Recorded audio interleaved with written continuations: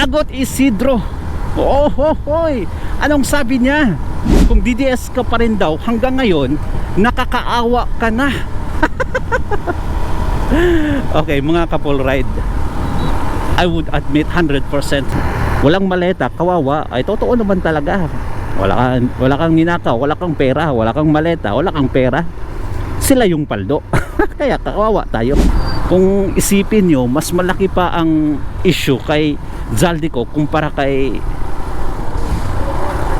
Alice Guo. Ang pinagkaiba lang kay Alice Guo, connected siya sa mga Duterte. At ang Pogo connected sa Duterte. Para sa kanila malaking news yan. Di ba? Ganyan sila. Ngayon, etong kay Zaldico, ang connected ang administration at connected si Bangag. Kaya eto ang ginagawa lang nila ngayon, pag-announce, walang selfie, wala lahat. Ayan, let's go. Layo-layo yung puntahan natin ngayon. Sana okay yung camera angle, ang audio fine, everything is fine. I just hope, really hope. Sana man lang. Okay, anyway,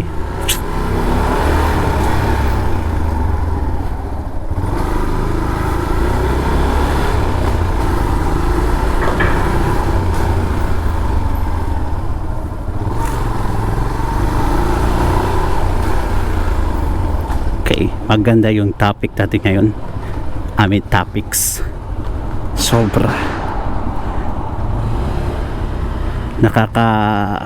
nakakadismaya sa isang gobyerno na walang ginawa kundi magnakaw at fake news.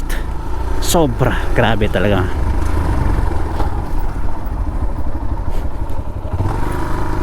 Alright, eto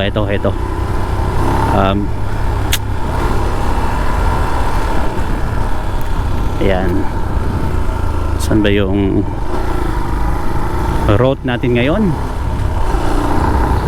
Ayan, pagpapagasolin muna tayo. Ayan na. Sana okay yung camera angle niya, no?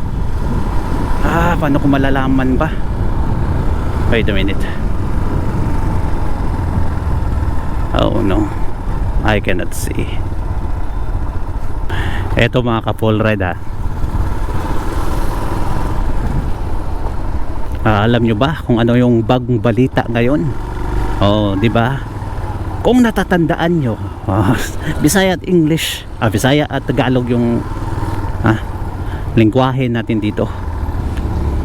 Kung nahibalaan ninyo mga ka-full ride, nag-announce si Bongbong Marcos at like 2 days ago na nadakpan na si Zaldico. Alright, pero pansin nyo yung post niya, mga ka-full ride. Pansinin nyo yung post niya. Wala man lang pasasalamat sa gobyerno ng Czech Republic kung talagang may Zaldico na aresto. Wala talagang kahit acknowledgement man lang sa Czech government. Pero wala talaga, promise. At ito pa yung nakakapagtataka, hindi man lang masaya ang si Bongbong Marcos sa kanyang post. Nako, anong meron? Delikadings. Ito, di ba? Ngayon, ito maganda. Ano yung pinag-uusapan natin? Kalat sa Pilipinas, di ba? Kalat ang unang nag-announce si Marcos Jr. Gano'n naman yung ginagawa niya ngayon, magiging announcer. Ang pagiging announcer yung ginagawa niya ngayon. At hindi lang yan, lahat, reporter, pagiging engineer, school teacher. Nakakatuwa naman si BBM, di ba? Okay, so ayun na, in-announce niya na nahuli si si Zaldico. Alright. Ang nakakapagtataka, walang local news sa Czech Republic na itong si Zaldico or any Filipino fugitive ay naaresto sa Czech Republic, especially sa ganitong kalaking gravity sa kaso ni Zaldico na involving the president, the House Speaker, at least the former House Speaker, at iba pa. Nako, that is a national threat and issue. Kung totoo yung pinagsasabi ni Zaldico, napakalaking tao. I mean, as far as power is concerned, at ang dinamay niya buong gobyerno ng Pilipinas, dapat aabot yan sa Czech Republic government. At least man lang may local reports patungkol sa nangyari. Di ba? Nakakapagtataka na walang report. Trust me, walang report. Ito pa yung sabi ni Ted Filon sa isang podcast niya kahapon. Ang sabi niya, okay, nagtataka lang kami bakit kasi walang report daw, local articles sa Czech Republic na minimension itong issue na to, pag-aresto kay Zaldico. Wala man lang. Sa Pilipinas nga, mahulog lang yung plato baso ng isang celebrity, aabot pa sa mainstream media. Yan pa na napakalaking issue yan, mga ka-Paul Ride. Diba? Bakit wala? Nagtataka itong si Ted Filon. Zaldico, right? Okay. Sabi daw po, nahuli na. Ang tanong, pwede bang, pwedeng pa-selfie? Pa-selfie yung may hawak. Parang nung nahuli si Alice Go. May pa-selfie yung NBI, di ba? Pwede pa-selfie. Ayan, ang sabi niya, kung totoo na naaresto si Zaldico, bakit wala man lang ni isang picture, selfie? Nako, at inihambing niya pa kay sa kaso ni Alice Guo na grabe, the whole government of Indonesia nabulabog. Indonesian police yung nag-aresto kay Alice Guo, at naka-video feed pa sila that time, kasama yung PNP personnel galing sa Pilipinas. Okay, PNP nga, obviously galing sa Pilipinas. Nag-video din, so may different angulo sa pag-aresto kay Alice Guo. Bakit daw itong kay Zaldico wala ni isang selfie, walang video, habang kay Alice Guo may selfie, may video at everything? Kayo mga ka-Paul Ride, hindi pa kayo nagtataka bakit wala? Kaya ang ginawa ko, nag-research na lang din ako. Ang pinaka go-to website natin or site na Google, tinanong ko kung may media report ba or any articles that talks about the arrest of Zaldico sa Czech Republic yan, wala man lang silang report patungkol sa nangyari. Oh no, why is that? Anong nangyayari ngayon? Anong nangyayari? So hindi nagtapos doon. Ang ginawa ko, another go to AI site na naman or app, ChatGPT. Kasi yung ChatGPT reliable yan, at least majority yung binibigay sa atin na information ng ChatGPT is okay naman, di ba? Sabi ko sa kanya, can you pull some sources or any links of articles that talks about the arrest of Zaldico? In the local article or news sa Czech. Okay, ang nangyari, sabi niya, as of the moment, wala. Binanggit niya pa dito doon, binanggit pa ni ChatGPT yung mga major article, major news ng Czech na wala daw silang hindi nila na-cover tong issue na to. So what does it mean? Okay, mamaya lang magpag-gas muna tayo, okay?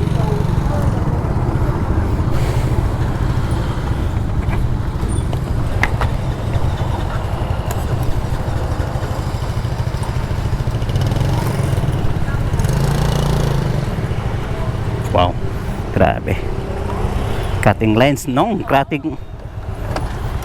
Nag-cutting lines nung You're cutting lines. It's not cool. It's not cool, manong.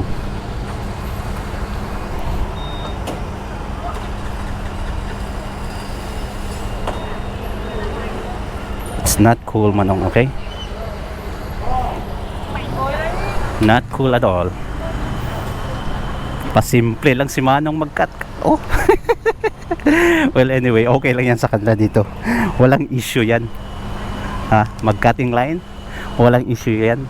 Sa ibang bansa lang naman. Kung sa Pilipinas to, ay nako, nag-road rage na. Di ba?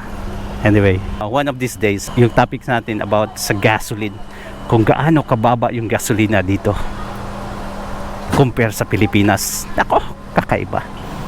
Suspended agad yung excise tax nila dito para hindi ma-feel agad ng mga locals.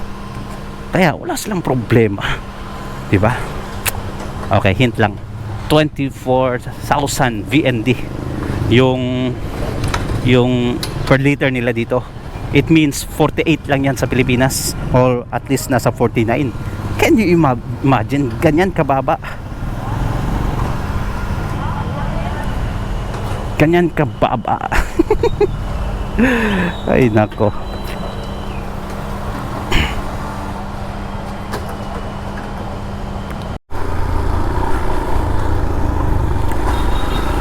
Okay, back to the topics. Topics, kasi dalawa yung topics natin ngayon. ayan, okay. So, walang news article, at least local article, ng pag-aresto ni kay Zaldico.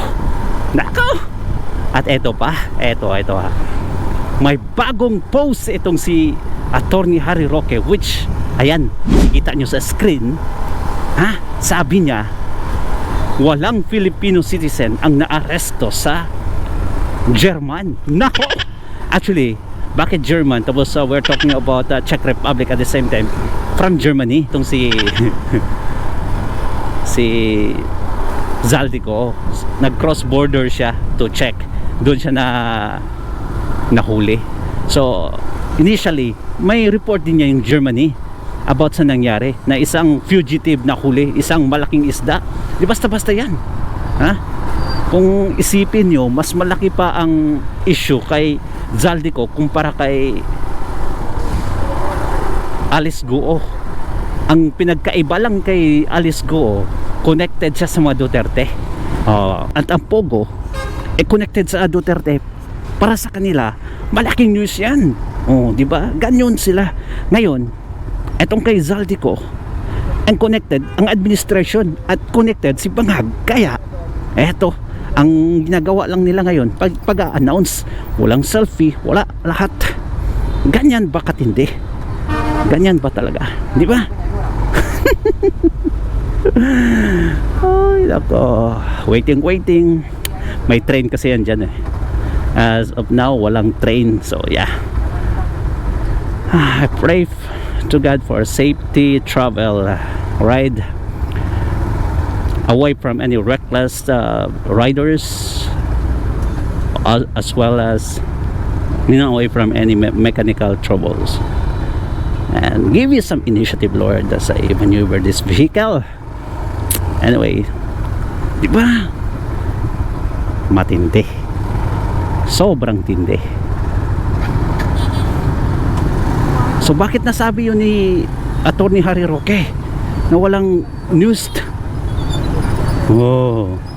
Lahat ay connected ngayon. Lahat ay connected. Nagtataka ba kayo bakit meet at the center kami lahat dito? Ganun naman talaga sila. Pag go ka, go din yung sa opposite side. Kaya meet at the center. Anyways, next topic, eto, Agot Isidro. Hoy, anong sabi niya? Kung DDS ka pa rin daw hanggang ngayon, nakakaawa ka na. Okay, mga couple ride, I would admit 100% die hard supporter tayo ng mga Dutertes. Nakakaawa ba tayo? Nakakaawa ba kayo, mga couple ride?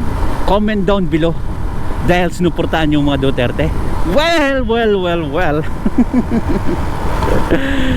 Sino kaya ang nakakaawa sa atin, no?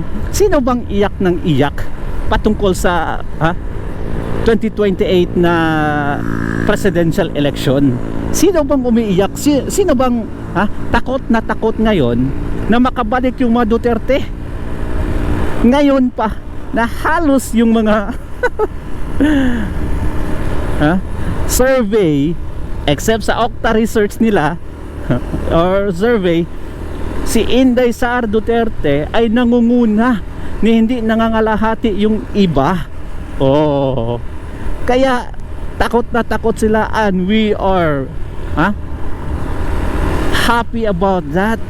Bakit tayo kawawa?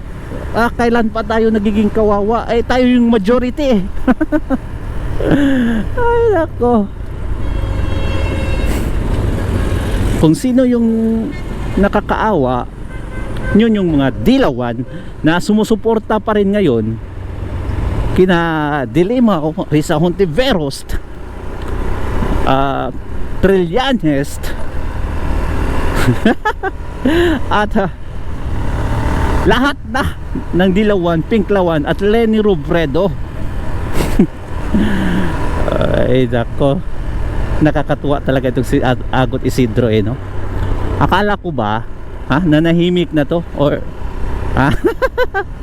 nanahimik na to, nabayaran ata ng maleta, biglang sumausaw na naman sa issue. What the fuck? Ay nako, nakakaawa. Injured pa naman si kuya, mahirap na. Careful.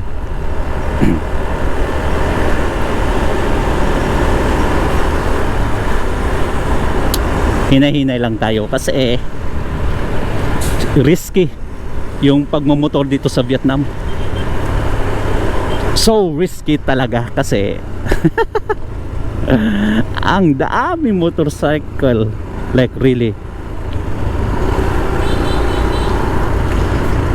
Tapos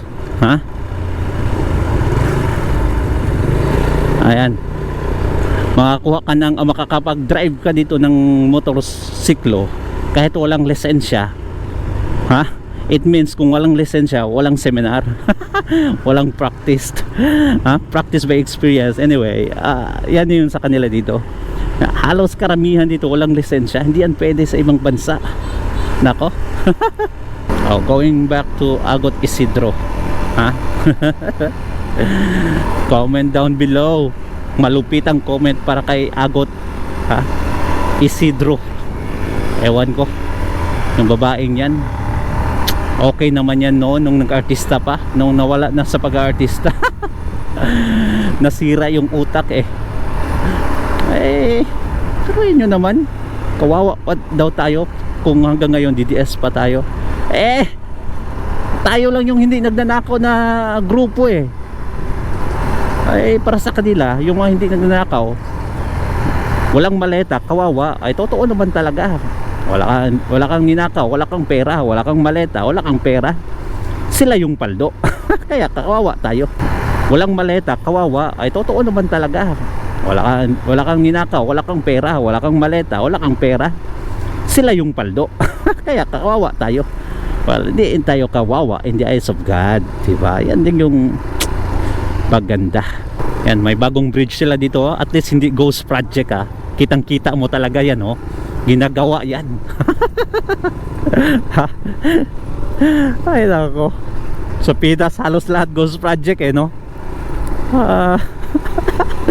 flood control, ghost project. Dito ang ganda nung isang araw wala pa yan grabe, isang araw trust me, wala pa yan isang araw. Ngayon mayroong gado na nako, ilang days na lang matatapos na. Itong bridge na to ay yan, papalitan na to. Papalitan. Baka curious kayo sa motor natin mga kapolkite. Ang motor natin is a 2013 Exciter. Ganyan kaluma. Magtitipid tayo. Sobrang luma. That is already 16 years ago. Dang. No, not 16 years. 13 years. Can you imagine that? 13 years. Okay pa naman ha. So far, 2 beses pa akong napatayan dito. yung feeling na naka pang-attire ka, pang church pa, church attire. 2 beses talaga. Last one is coming back from the church. Yung isa going to the church. Yung grabing attire na attire mo. Tapos you have to push your motorcycle for like a kilometer kasi grabe. Hindi basta-basta makahanap ng shop agad eh. Tapos yung communication natin dito napakahirap, sobrang hirap talaga, like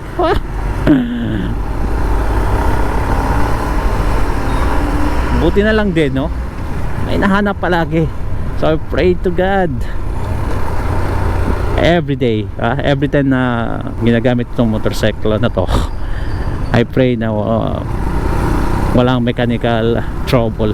To avoid accident dito sa Vietnam, you must ride like a local. Sabi nga na isang AFAM, not AFAM, American, sabi, if you can ride along Hanoi, you can ride the motorcycle to the rest of the world. Totoo talaga yan. Grabe, sobrang dikitan dito. So if you can ride along Hanoi, you can ride to the rest of the world. And that is really true.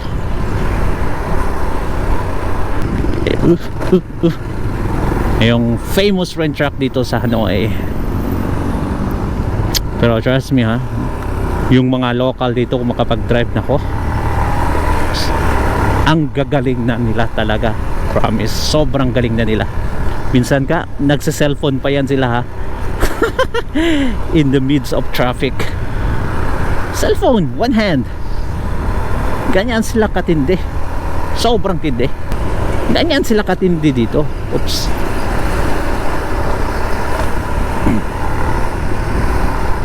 O, tingnan nyo. Ang laki ng mamang yan. Pero napakabilis. Sobrang bilis. Yan.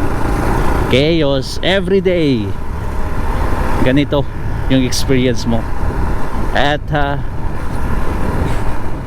the fact na outskirt na to ng Hanoi ha, pag doon talaga sa Hanoi ay sobra. Wala yung EDSA nyo. Walang EDSA sa Pinas. Halos 90% dito nakamotorsiklo eh. Ayan, sa wakas wala nang motorcycle. Alright. Maluwag na ang daan. Alam nyo ba yung flags na yan, that is a communist flag. At may Vietnam, may communist flag, Vietnam, communist flag. May ganyan sila, halos lahat. No, every corner. Ganon sila katindi dito. Ganon sila kapatriotic. Sobrang patriotic nila dito, mga couple ride. Ha? Sobra. Nako, we will talk about that next time, maybe sa ating vlog. Yeah. Sobrang patriotic ng mga tao dito. They have fought war so many times and they won. Ganyan sila katindi. Kaya ganun na lang yung appreciation nila sa flag na yan. They see unity and they will be reminded on how well they fought against France, China, America, and so on and so forth. Ganyan katindi, di ba? Sa Pinas, anong meron tayo? Nawala na yung patriotism sa Pinas. Pagbabalik nga lang sa ROTC, ang dami ng pumalag, especially itong mga UP students, Dilawan at Pinklawan. Grabe, gustong ibalik ni Tatay Digong yung ROTC noon kasi nawala na yung pagmamahal natin sa sariling bayan. Yung sarili na lang natin yung iniisip natin. Nawawala na yung essence ng ang mamatay ng dahil sa'yo. Nawala na yon, mga kapolrad. Yung selfless act natin nagiging selfish act. Kaya ang pagbabalik ng ROTC, yan yung maganda mga ka-full ride kasi mababalik din yung disiplina, ang pagmamahal, ang appreciation sa bansa.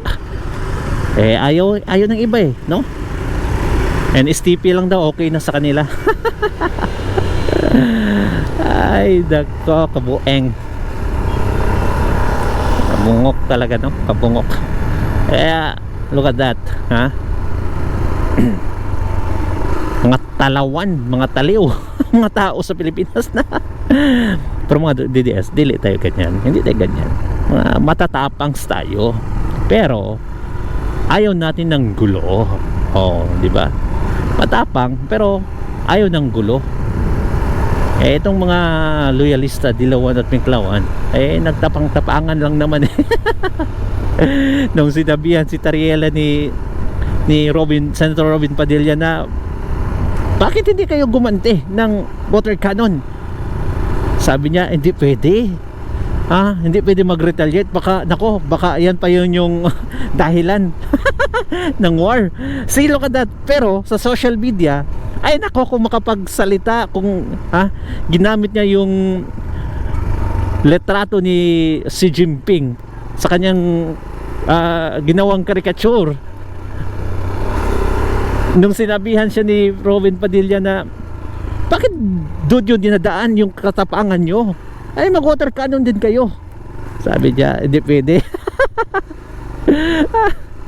Talawan mga talawan. Ako, ganyan katindi, ganyan sila katalawan, good, diba? Ayan na. Okay. Ayan. Green water. Sobrang green ang water na yan. Dahil sa lumot algae. Okay. Pero nagsiswimming yung mga tao dyan. Nagsiswimming sila. Ganyan katindi. Ganyan katindi. Wala silang pakialam. Yung mga sewage, ayan, patungo dyan. Yan yung dyan nag-exit. Pero oops, it's okay for them. Anyway, hanggang dito na lang tayo mga full ride, See you on the next vlog. Salamat sa pagsuporta. Thank you. Ingat kayo palagi. Babo.